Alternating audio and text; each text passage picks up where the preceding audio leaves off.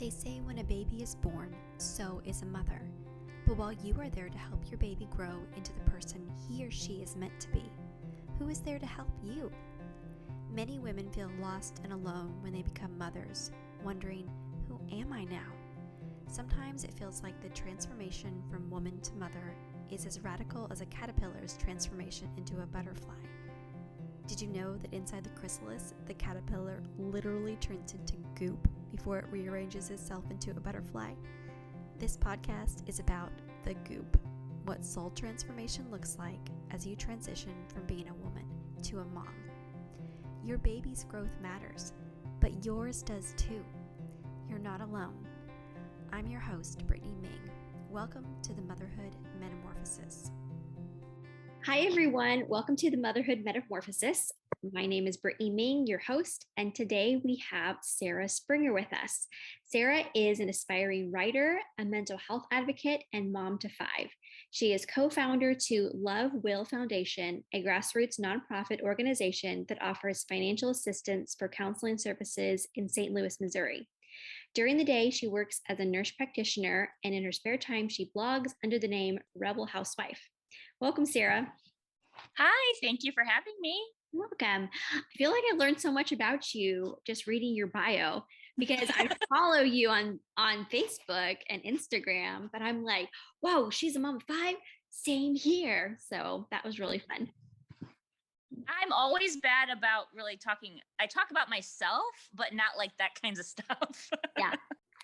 So when we were emailing about what to discuss on the podcast, you came up with a couple different topics, but one of them you mentioned was social media pressure. And I was like, yes, let's talk about that. Yes. Because I think it is such an issue today and it can really be crippling. Yeah. Moms.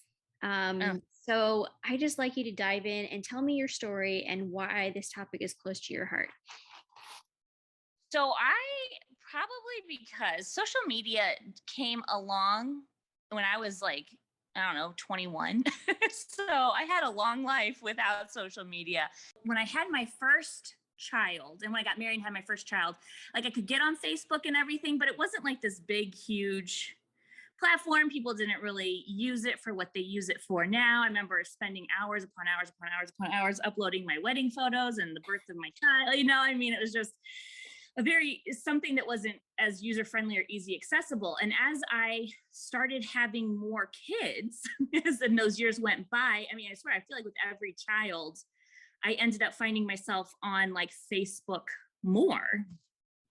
And then seeing how people started changing how they were using it from something of just like, almost like highlighting like, hey, this is where I am now to this is what I'm doing at 8 a.m. This is what I'm doing at 10 a.m. This is what I'm doing, and like just taking us through their day by day in their diaries. And I felt like as like a new mom and like raising my kids and having more babies and all of these things, and then finding out what other people were doing, I was like starting to compare, like, I only did this today with my 6-month-old. I only sat and looked at him and played peekaboo for a few minutes. I didn't like take him to the zoo or have this grand experience with him.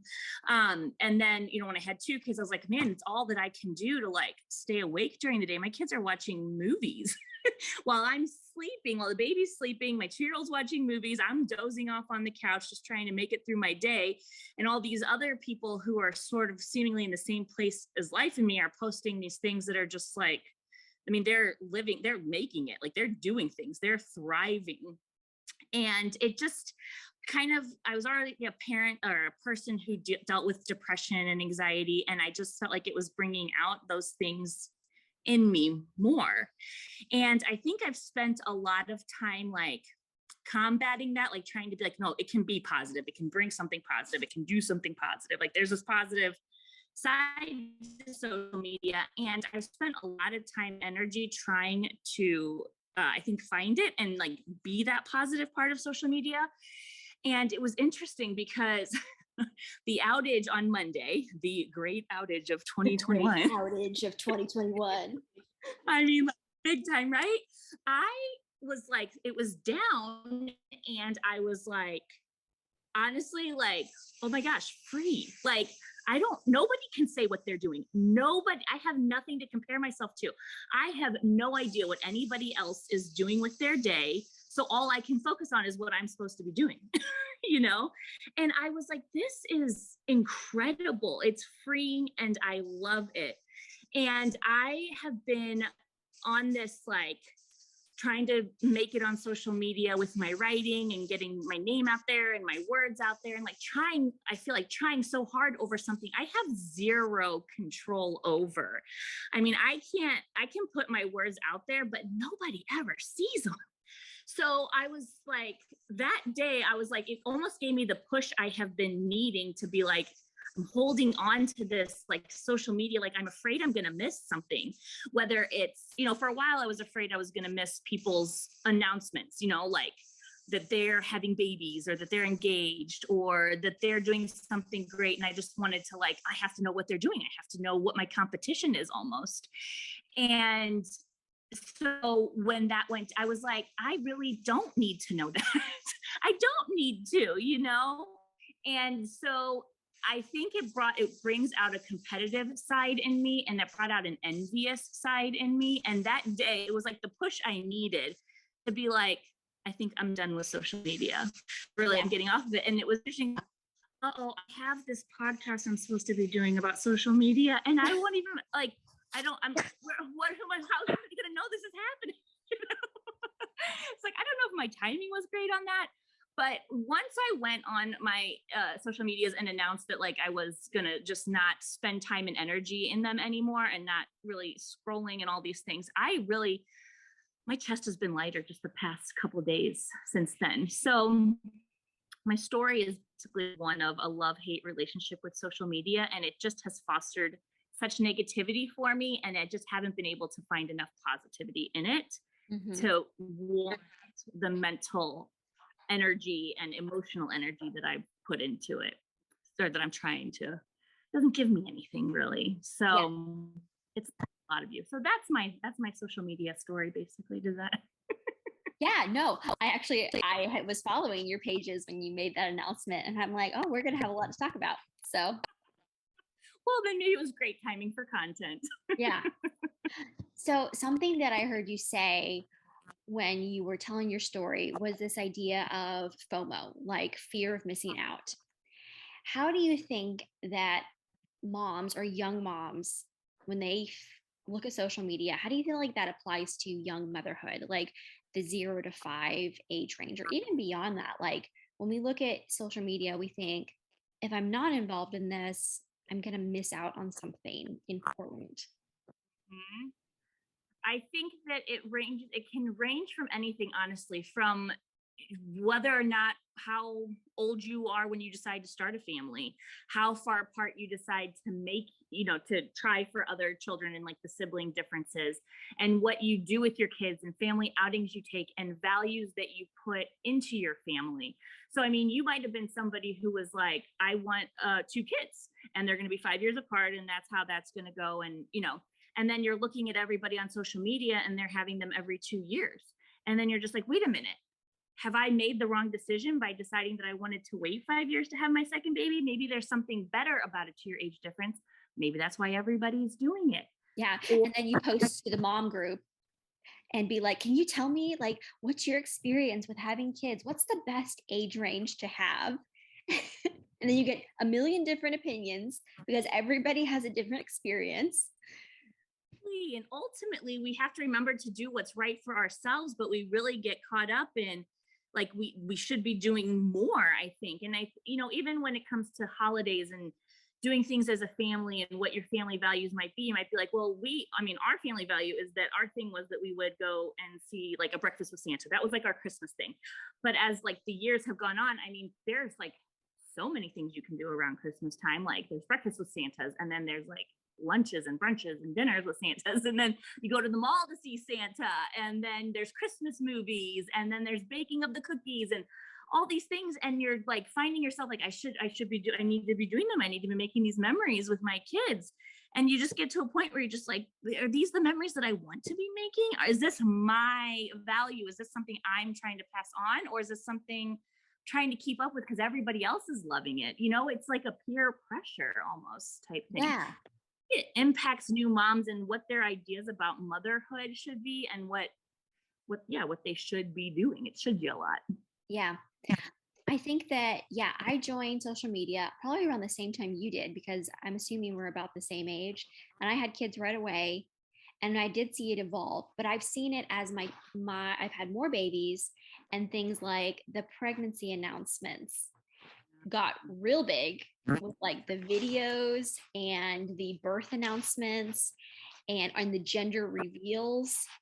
I think I called my mom to tell her what I was having the first time. Yeah. You know, like, we're ancient. I know.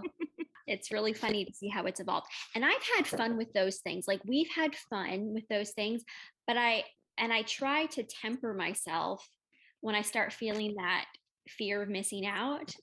I try to be mindful of that in myself, because it's like I want to participate, but I don't want that to be my motivator, to be like, if I don't do this, then I'm going to somehow miss out on something important. Because the important thing is enjoying social media and enjoying your family, not like, I have to post this or else somehow I'm missing the mark as a mom. Yes, absolutely. And I think it's really important to be a parent or a mom on social media that you are able to check yourself in that way. Like, I think for me, I don't know if it's because I don't know what it is about me and my temperament, but I just am always, I have to fight to do that in my mind. No, it's not worth the battle for me. That's what I decided for myself, is that it wasn't worth it for me to keep trying to be like, okay, I have to remember, like, I'm living my life. I'm doing what's right for me. I'm doing what's right for my family. I'm making these decisions based on my circumstances. You know, I had to be very mindful and very intentional, and like almost knowing who you are and what you want to go and just into social media and then be able to enjoy the online experience with other people. Sometimes I feel like, you know how when you like send an email or you text somebody and people interpret tone, you know, but like, you're like, all I was saying was hi. I wasn't saying like anything. I wasn't saying hi or hey, or, you know, like you just had no tone. I was emailing. I almost think that we get that off of social media, that we're implying tone and intention to people's posts and to their words and building it up in our minds. And so it almost comes across as like, if you're not aware that that's what you're doing, like you're like, we don't know what people are really thinking when they post, right? We don't know what their intentions are behind it. You know, most likely it's just to say, hey, this was cool, I wanted to share it with somebody, you know. But in our heads, we're being like, oh, are they trying to make us jealous? Are they trying to tell us that they have a better life, that they have this fabulous opportunity and I don't? You know, like, are they rubbing it in my face? Yeah. And I think it can be a really dangerous mind game for people if they're not already secure and solid in where they are in their current like state of life. Yeah, that's really good to keep in mind. I remember this time where I was looking at my Facebook feed, and my husband and I think we were just laying in bed together. And I was thinking, he was looking at his Facebook feed.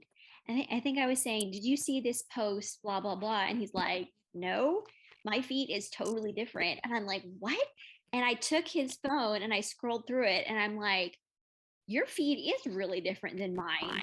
Yes. And I don't know why that blew my mind, but it did. That his feed was really different than mine. And I think that's really important to keep in mind for moms, because what you're seeing on social media and what someone else sees on social media can be completely different. So keeping in mind that you're seeing someone's highlight reel, or social media may be super uplifting for you, but super downer for somebody else. It's everybody's perspective is different. And so that can be really important to keep in mind, that what you're seeing is not everybody else's experience. So even as you're saying that, my mind is blown. I'm like, okay, so you're saying that you might think of social media and see your feeds are different than mine, like that it's really almost somehow they tailor it to you. Oh, it's 100% because he follows all these people. He follows lots of different people than I do. Like we only have so many friends in common. And he follows lots of like funny meme things or like maybe off color joke things that he thinks are hilarious or videos about tools and like carpentry. Whereas I follow lots of people who are talking about mental health and like positivity, and I like curate my feed for positivity. So if your motherhood experience is like you feel like everybody's doing things better than you, or you feel like you're failing, or like nobody's telling the truth about how hard motherhood really is, you don't have to follow those people if they're bringing you down. Like mute them, delete them, like snooze them for 30 days and follow people that like uplift you and give you truth that resonates with you. Like you have the ability to curate your feed or get off if it's bringing you down, like you're considering and making steps to do. Yes, 100%. That there is like, I guess they're in that way. We do have some control over what's on our social media feeds when you can say, this isn't serving me. I need to be done with this kind of page and go seek out the others that, yeah, that line up, because there's something for everyone out there. That's for sure. So I know you're in this transition with your social media. But who would you say that you want to be on the other side of this story in your relationship with social media? Like, where do you see social media fitting into your motherhood story, or on the flip side, your motherhood story without social media? Yeah, I'm leaning towards, I mean, I never say never because, like I said, I've been on this battle for, I don't know, 15 years of social media trying to find my place with it. And so for me right now, I'm envisioning a life without social media and like a motherhood journey without it. And for me, what I want that to look like is that I really just experience my kids, like who they are, experience our family for what we do, enjoy what we're doing without shooting on ourselves and thinking that we're not doing enough or we should be doing more. I'm not making the right kind of memories, or I'm going to regret this one day because I didn't enjoy it enough, or try to get the picture right so that we can, have it as proof that this happened. And, all, like these things, I really just want it to be like, I'm just living my life and I'm just soaking it in and I'm remembering it for myself. And if I ever got back to social media, I would want it to be where I could really look at it, like you're saying, for like to curate a feed that really does serve me, and to where I don't feel that competition, that even if I don't want to feel it, I just think it's like, I've recognized being mindful of how I'm feeling kind of thing. I was recognizing that's what it was bringing out in me. And so I don't want to feel competitive with these people with, being able to not take as many family vacations as maybe some people can, and not being able to do, our big elaborate thing is like a camping type trip. Do you know what I mean? It's not like a Disney World extravaganza. And I don't want to feel bad about that. So if I go back on social media one day, I want to be like, that is amazing that they can take that Walt Disney World trip. And it is 100% okay that I cannot. And I'm happy for them and I'm happy for me. So it's kind of where I'm at in my mind right now. I really like that you bring that up because I think it's so easy to internalize that I'm not a good mom because of what I see in social media. Like, oh, I'm a bad mom because I don't do crafts with my 2-year-old, like this lady who's posting all the time. Or we're not good parents because we can't take the fancy vacation. And that's so not true. Like that mom is living her best life doing crafts. And if like that brings her joy and she's posting, like good on her. But like you do not have to do crafts with your 2-year-old if it like brings you major anxiety that they spill pasta all over the floor and you're like, damn it, now I have another mess to clean up. Like that, you do not have to internalize that at all. And so exactly, it's so easy to slip into that. It is. And I think that's where the confidence and knowing who you are and what you bring to the table before even entering into the social media realm is really important. You know what I mean? Because if you already have that confidence in yourself, then you're not gonna, it's easier to not fall into that trap. But it's a very natural, like, I think that's something social media brings out, definitely. And for us to be aware of letting people live their best lives, whatever that looks like, and not meaning that taking away, and it's not taking away from our lives just because they're doing that. Right. Kind of thing. I know. I mean, this was not like I've always been like this. I can separate my worth from what I see online, or like the life I want to curate for myself that I see on social media. I know that when my twins were little, I thought I'm going to do all these Pinterest activities with them, and they never worked out, like, ever. And I kept trying and trying and trying.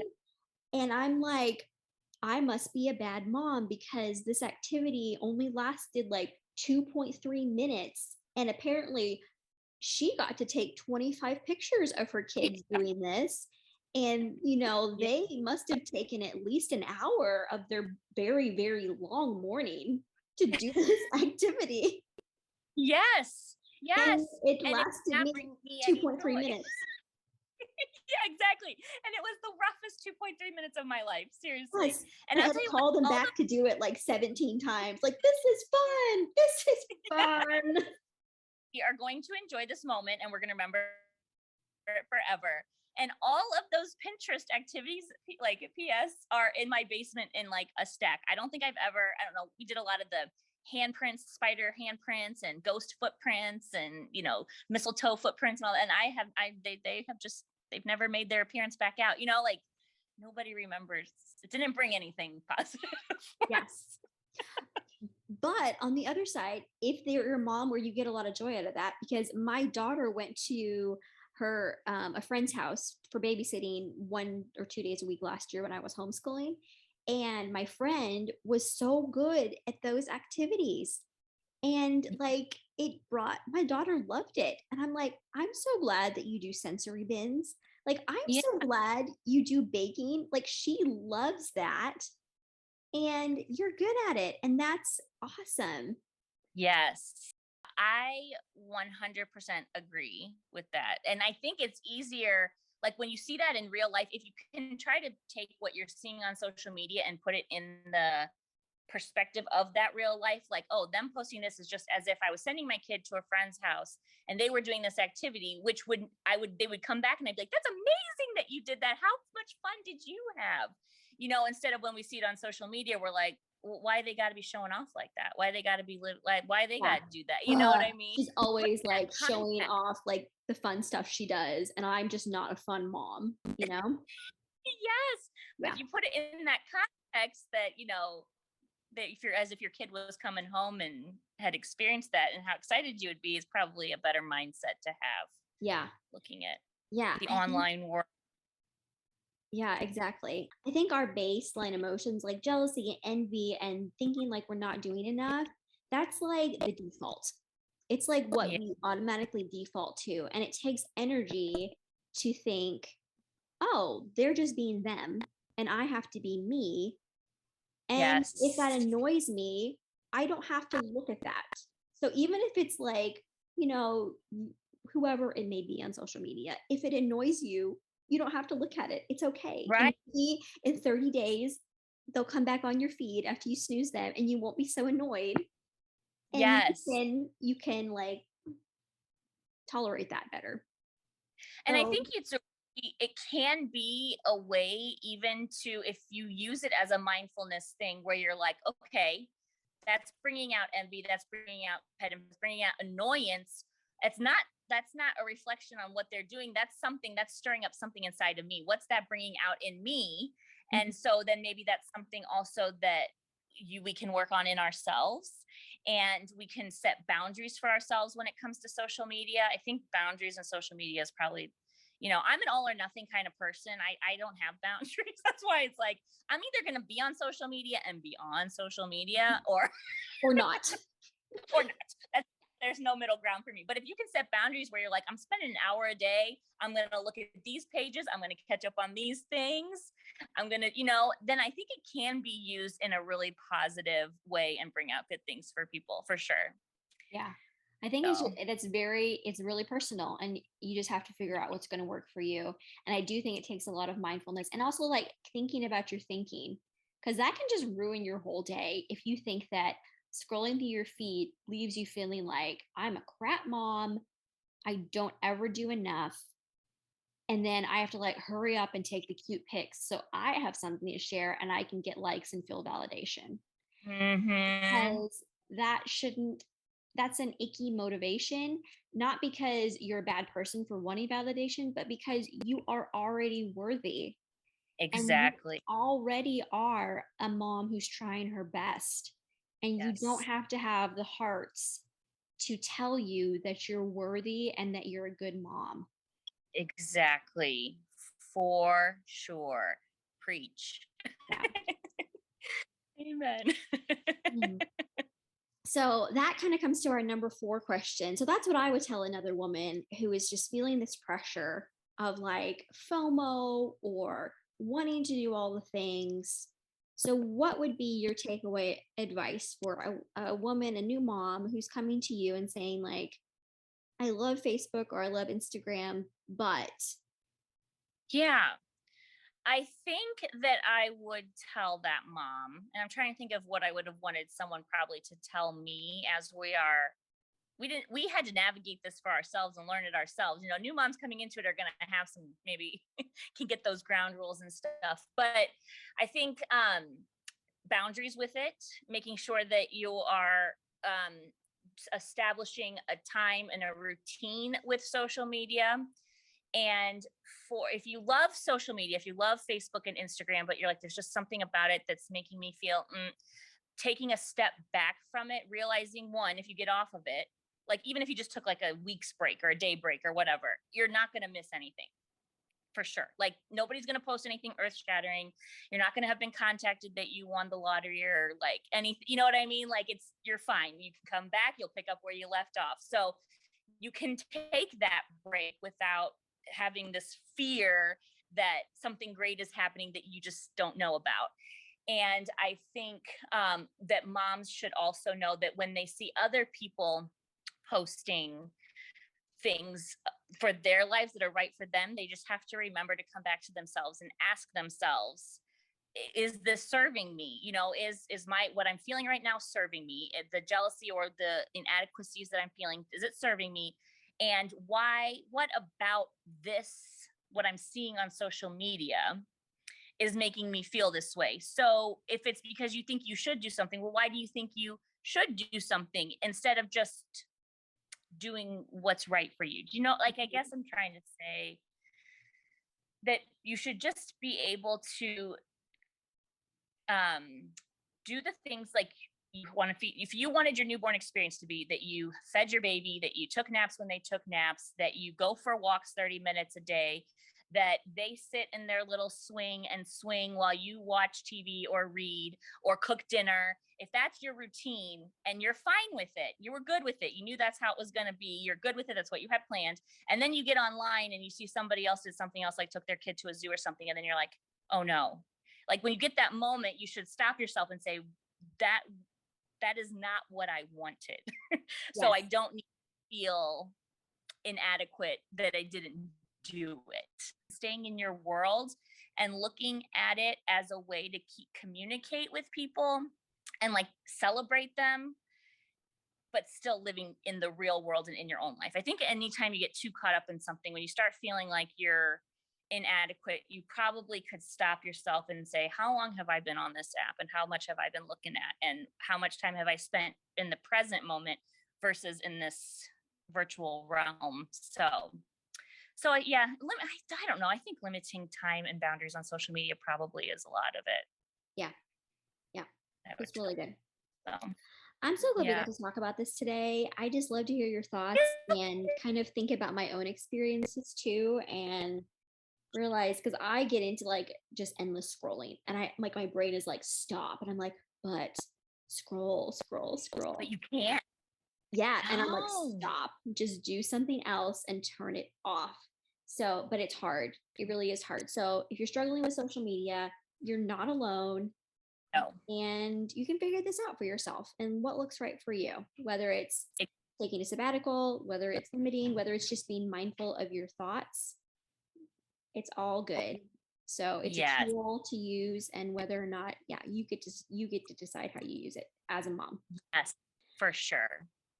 So to end our time, I have these 10 rapid fire questions that I've been asking everybody, and they're just for fun. So Are you ready? Which Disney princess would you like to take out for coffee? Jasmine. Oh, I love Jasmine. She's fun. I do too. She's always been my fave. What's one thing you must have on your nightstand? Water. Same. You get thirsty. You don't want to get up in the night. You got to have water. It's a nightmare. Yeah. Number 3, what's your go-to treat after the kids go to bed? Ice cream. Me too. We've been getting like brownie and cookie dough ice cream from Aldi, and it is the best. So if you have an Aldi, look for it's called like brookie dough or something. So look for it. It's really, really okay. That's the best of both worlds right there. Yeah. All right. Number 4, heels or flats? Flats. I'm a flats lover too. Last show you binged and loved?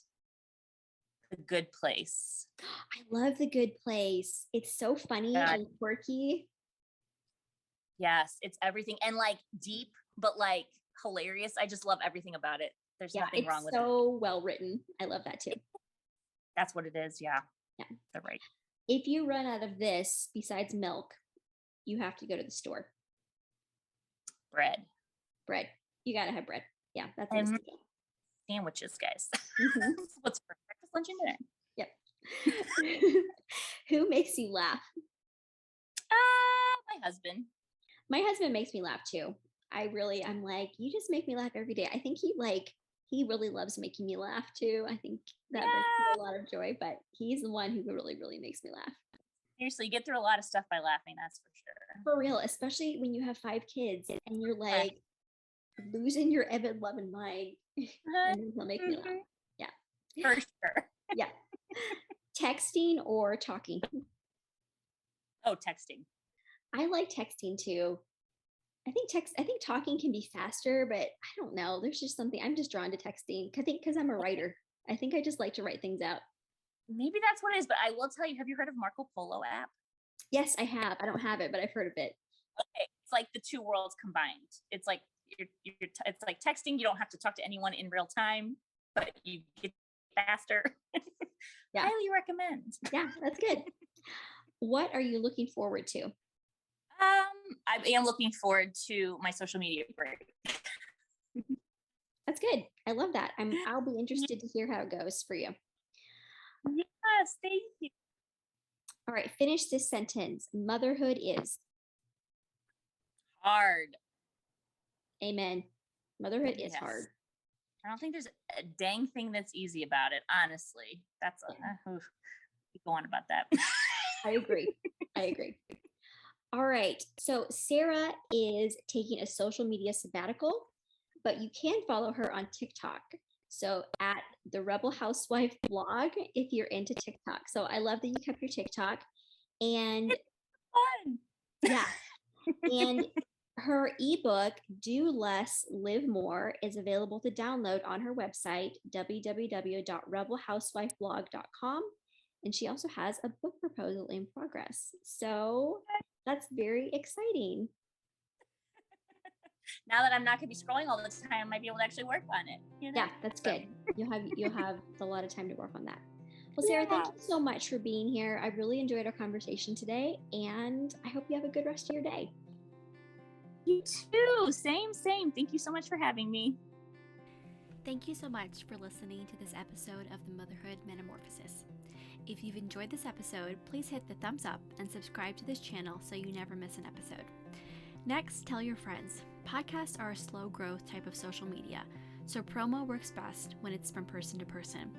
If you know another mom who's in the goop right now, send her a text of encouragement and the link to the episode that is speaking to your heart right now. If you have a story about your own matrescence, the physical, emotional, hormonal, and social transition that occurs when someone becomes a mother, please leave a comment below. I want this channel to be a place where women can build community about the challenges and joys of their own motherhood metamorphosis. Thank you so much for listening today. I hope it encouraged you and gave you some good food for thought.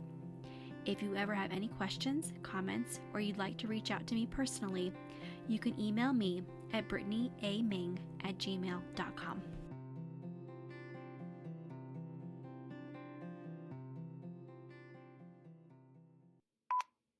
Hey there. Hey, yay, it's working.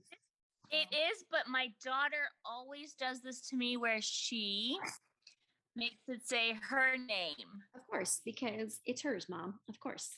Seriously, I don't even know if I know how to change it.